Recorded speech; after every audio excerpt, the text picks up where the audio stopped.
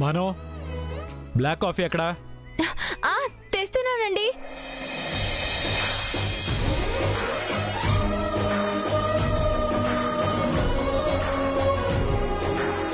Black coffee తాగి జాగింగ్కి వెళ్తానని తెలుసు కదా, ఏంటి లేటు?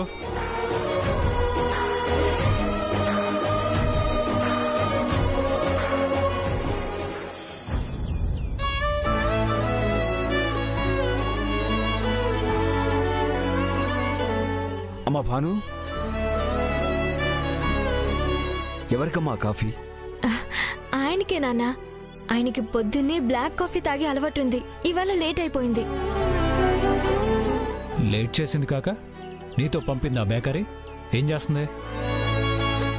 ఇక నీకు ఇవన్నీ చేయాల్సిన అవసరం నీకు లేదమ్మా. మర్చిపోయాను. మర్చిపోలేకనే పిలిచావు నాన్న. అంత తేలిగ్గా ఈ అలవాట్లని ఎలా మార్చుకోగలను నాన్న? మార్చుకుంటాను, అలవాటు చేసుకుంటాను. అనుకుంటే అది పెద్ద కష్టమేం కాదు జయమ్మా. కష్టపెట్టడం తెలిసిన వాళ్ళకి ఏది కష్టం కాదులే. కష్టపడైనా మర్చిపోవడానికి ఆయన నేను ఇష్టపడ్డ మనిషి మాత్రమే కాదు నాన్న. ఆయన నా భర్త, నా జీవితం. ఆ భర్తే తన జీవితంలోంచి నిన్ను వద్దని పంపించేశాడు.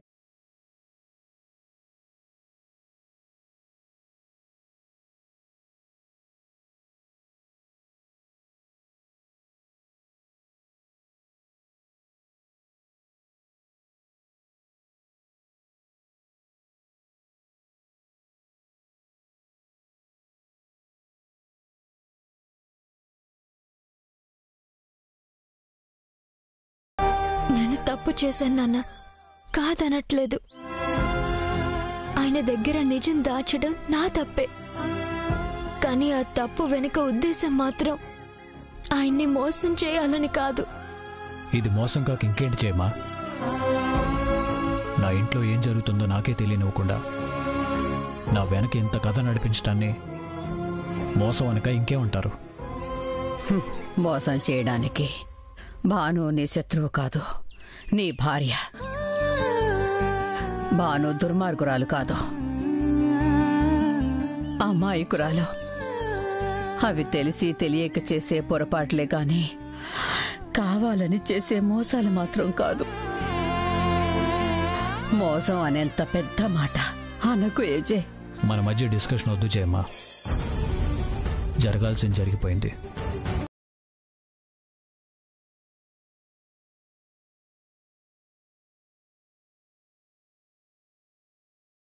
ఇది మారదు. భాను తిరిగి రాదు. నువ్వైనా నేనైనా ఈ నిజాన్ని జీర్ణించుకోవాలి. ఈ వాస్తవాన్ని అలవాటు చేసుకోవాలి. ఇదే శాశ్వతం.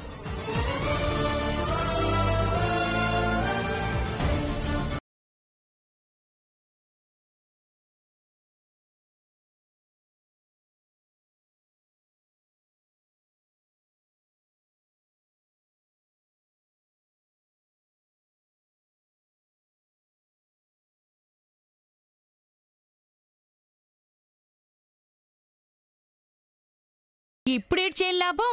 ఆ ఇంట్లో ఉన్ననాళ్ళు నీ పిచ్చి పనులతో వాళ్ళని ఏడిపించావు.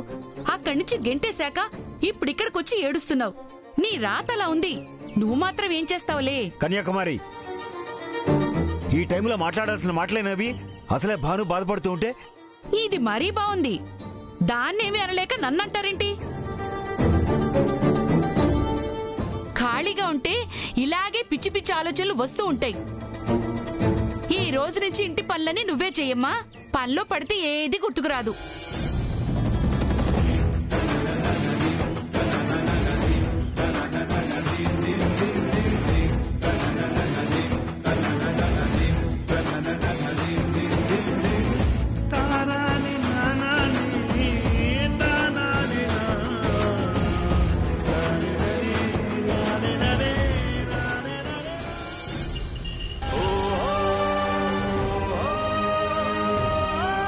మోసం చేద్దాం అనుకున్నావు. నీ కష్టాన్ని కడుపులోనే దాచుకుంటావో కన్నీళ్లతో అందరి ముందు బయట పెడతావో నీ ఇష్టం.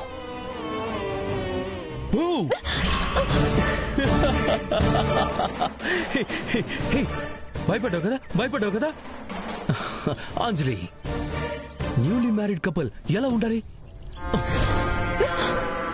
ఎంత యాక్టివ్ గా ఉండాలి. ఏంటి ఇలా డల్గా కూర్చున్నా? కోపంలో ఉన్నప్పుడు ఎన్నెన్నో అనుకుంటాం, వాటిని అప్పుడే అక్కడే మర్చిపోవాలి. అవే పట్టుకుని కూర్చోకూడదు. కమాన్ కమాన్, cheer up. ఓకే, బయటకు వెళ్దామా? షాపింగ్ మాల్ వద్దు. ఓకే, సినిమాకి వెళ్దామా? వద్దు. రెస్టారెంట్ వద్దు. మరి ఎక్కడికి వెళ్దాం? నీ ఫేవరెట్ ప్లేస్ ఏంటి? ఎక్కడికి వద్దు, నేనెక్కడికి రాను. పోనీ బద్రితో వెళ్తావా?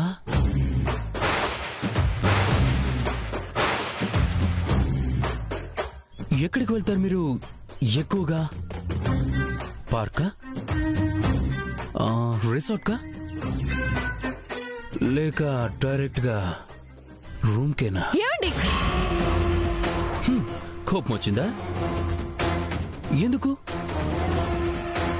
ఓ, నాకు తెలిసిపోయిందనా? నన్ను చూస్తుంటే అసహ్యం వేస్తుందా? జుగుప్స కలుగుతుందా?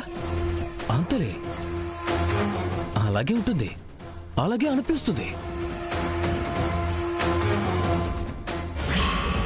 నేను బద్రింత అందంగా ఉండనని పాయింట్అవుట్ చేస్తున్నావు కదా? నాకంత బాడీ లేదని వెక్కిరిస్తున్నావు కదా?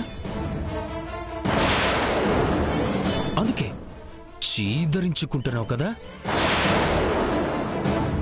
విష్ణుతో పెళ్లి జరిగితే అంజలి జీవితం అందంగా మారుతుందని అనుకున్నాను, కానీ ఇలా నిప్పుల కుంపటిలా మారుతుందని అనుకోలేదు.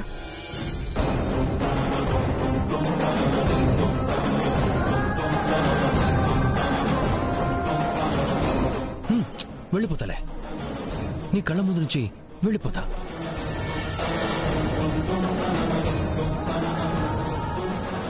అదేగా నువ్వు కోరుకునేది. Okay okay okay, cool.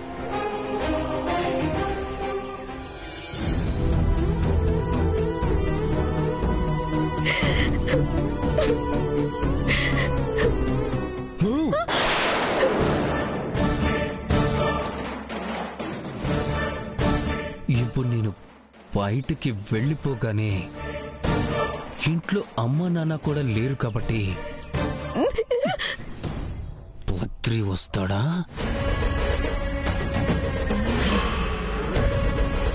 రమ్ము చెప్తావా? ఇద్దరూ అలా ఇంట్లోనే ఉంటారా, బయటకు వెళ్తారా? ఇంట్లో ఎవ్వరూ లేరు కాబట్టి నాకు తెలిసి బయటికి వెళ్ళరు. మరి నేను ఎన్నింటికి రావాలి? ఎంత టైంలో రావాలి? ఒకవేళ పొరపాటున నేను ముందే వచ్చేస్తే నీ ప్రైవసీ డిస్టర్బ్ అవుతుంది. అలా జరగటం నాకు ఇష్టం లేదు. బద్రి వెళ్ళిపోయాక నాకు కాల్ చేస్తావా? కాల్ చేస్తావుగా? Call me.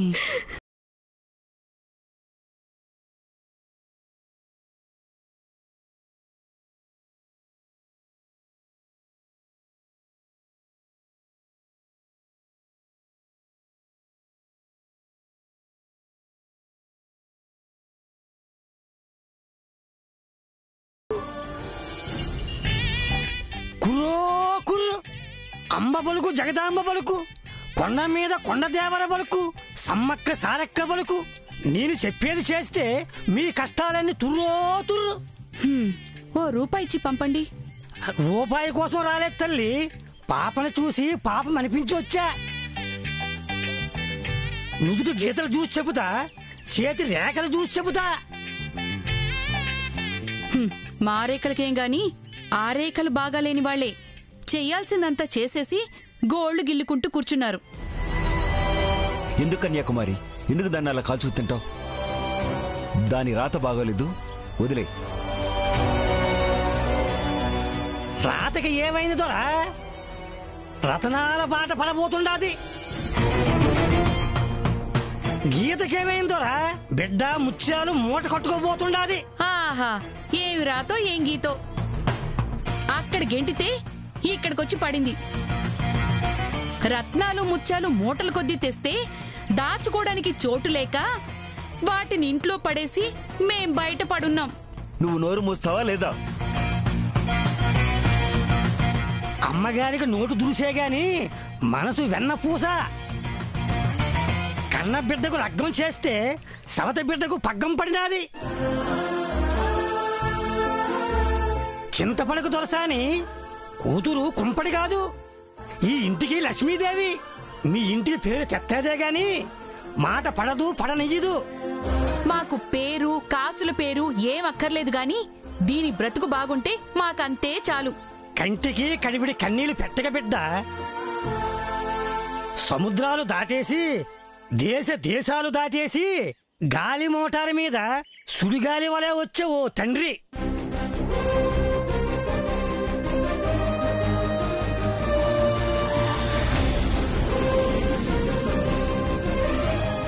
నీ కష్టాలు, నీ బాధలు, నీ సుఖాలు, నీ దుఃఖాలు అన్నీ తెలుసుకుని దిగొచ్చాను. నీకు దిక్కయ్యాను.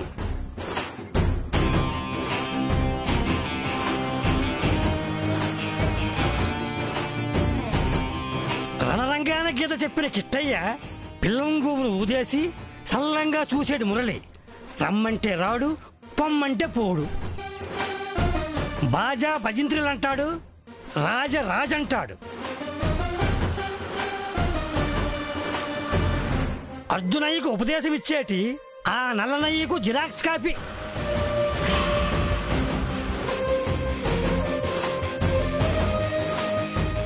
కారు మబ్బులు దాటి కారేసుకొచ్చాను. జోరుగా నీకు దారి చూపాను.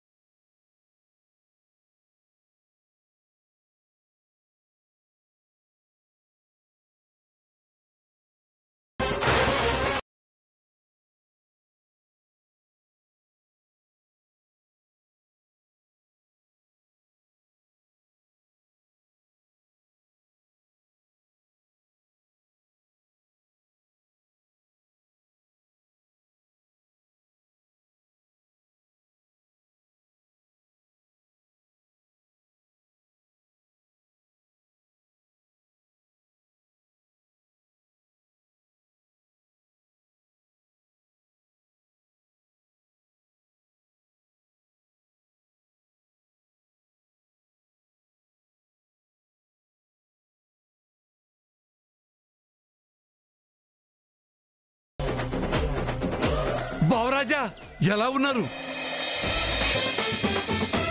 రొయ్యలా ఉండేవాడివి కొయ్యలా మారిపోయి కొయ్య మారిపోయావే. అదేంటి బావా, గుర్తుపట్టలేదా? నేను దుబాయ్ రాజాని. రాజా, బావా, రాజా, బావా, రాజా, బావా, బావా. ఎవరండి? మా శ్రీమతి తమ్ముడు కన్యాకుమారి. హోహో, మీ బావమరుదా?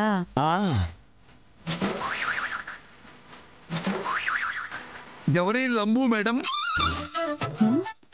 పివి సింధు కంటే ఎత్తుగా ఉంది.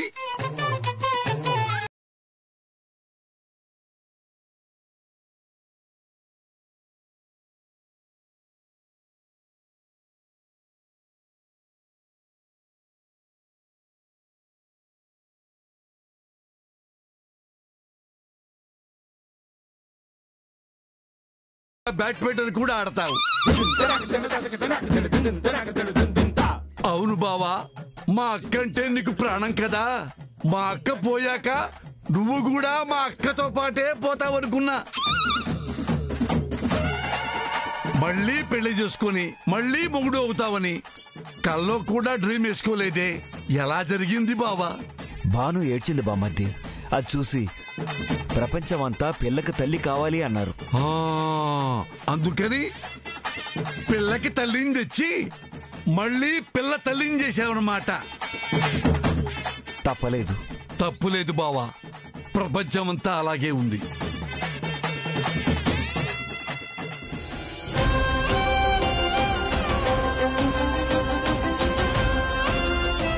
ఈ అమ్మాయి మా అక్క కూతురా, ఈ కొత్తక్క కూతురా? నీ అక్క కూతురే. స్వయానా నీ మేనకోడలు భాను. అవునా? మరిదేంటిది నిశ్శబ్దంగా మౌనంగా సైలెంట్ గా ఉంది? ఇది చిన్నగా ఉన్నప్పుడు అందరూ ఎస్టీడీలు చేసి మిసుడు కాలిచ్చి మరి అన్ని నా పోలికలు వచ్చినాయని తిట్టేవాళ్ళు. మా వంశంలో తరానికొక్కరు లొడా లొడా లొడా లొడా వాగుతుంటారండి. మా ముత్తాత తరంలోనే పండిపోయిన పొద్దురు గారు చెప్పారు.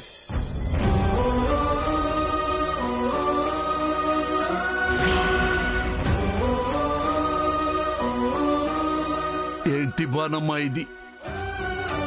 పెదాల మీద చిరునవ్వును కన్నీళ్లతో ముంచేసి చంపకు బాను. రా, నీతో మాట్లాడటానికి వచ్చా.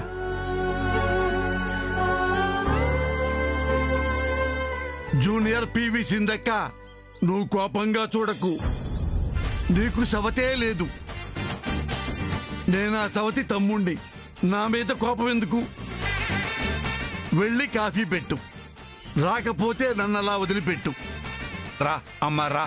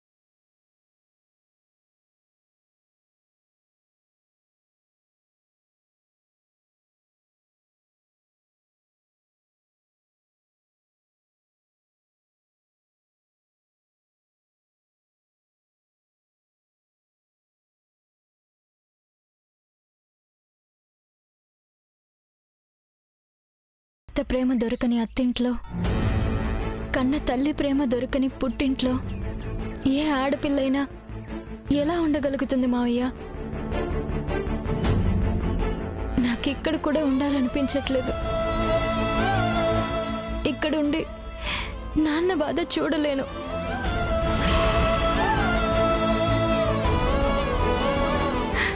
ఇంకొక 4 రోజులు పోతే నాన్న ఇంతకు రెట్టింపు బాధపడాలి. నేనింత బాధపడేది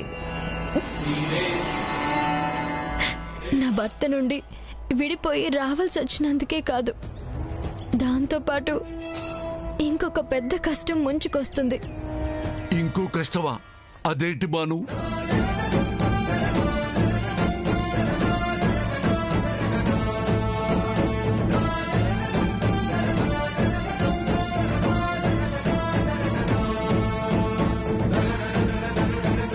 ఇదేంటి బాను? నీ తలరాతలో జెరాక్స్ కాపీ తీసుకుని పుట్టిందా నీ చెల్లెలు? మరి ఇప్పుడేం చేద్దాం అనుకుంటున్నావు? అదే అర్థం కావట్లేదు మావయ్య. నా పరిస్థితి ఇలా అయినందుకే నాన్న తట్టుకోలేకపోతున్నాడు. ఇప్పుడు అంజలి పరిస్థితి కూడా ఇలాగే ఉందని తెలిస్తే ఏమైపోతాడోనని భయంగా ఉంది. ఒక పని చేయి బాను, ఇక్కడి నుంచి సరాసరి నీ గదిలోకి వెళ్ళు. సైలెంట్ గా తలపేసుకుని సౌండ్ వచ్చేలాగేడు. నీ ప్రాబ్లం తీరుతుందా? తీరదు కదా. ఇంకో పని చేయి, నా కారులో గుడికెళ్ళు. గంట సేపు గణా గణా గణా గణామని గంట కొట్టు. అరగంట సేపు దండం పెట్టు. పావు గంట సేపు పొర్లు దండాలు పెట్టు. 100 కొబ్బరికాయలు కొట్టు. మీ ఆయన వచ్చి తీసుకెళ్లిపోతాడా? తీసుకుపోడు కదా. మీకు నవ్వులాటగా ఉందా మావయ్య? నీకు ఏడుపులాటగా ఉంది కదా. మరి ఇప్పుడు కావాల్సింది ఏడవటం కాదు బాను, భగవంతుడి మీద భారం వేయటము కాదు. నేను బాధలో ఉన్నాను, నా చెల్లెలు బాధలో ఉంది. మా నాన్న బాధ మీద బాధ పడాల్సి వస్తుందంటూ కన్నీళ్లు పెట్టుకుంటూ ఉంటే ప్రాబ్లం సాల్వ్ కాదు కదమ్మా.